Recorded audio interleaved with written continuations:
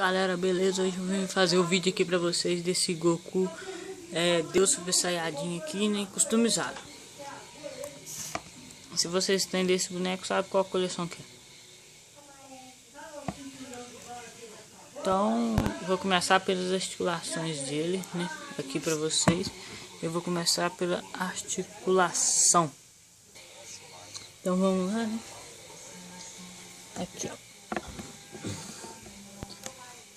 Ele gira o braço 360 graus. Aqui, ó, arranca também, né? Mas gira, aqui mexe os braços, gira 360 graus. E gira a cintura.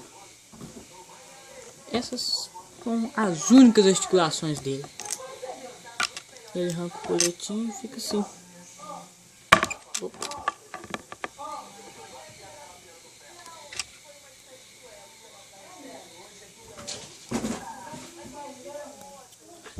Aí, ó.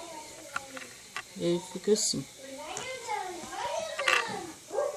Ele vem com esse ferro do dragão que eu não tô aqui pra mostrar pra vocês. No meu próximo vídeo dessa coleção mostra. Então ele tira o braço. Tira aqui. Ele é de borracha, tá vendo? Todo. Só o colete não é de borracha.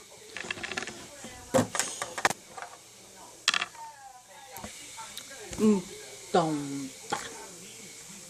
Aqui o cabelo foi pintado de esmalte. E o azul que eu pintei foi pintado de tinta tecido. Botinho, tudo aqui. Então tá aí. O Goku Deus Super Saiyajin. Legal.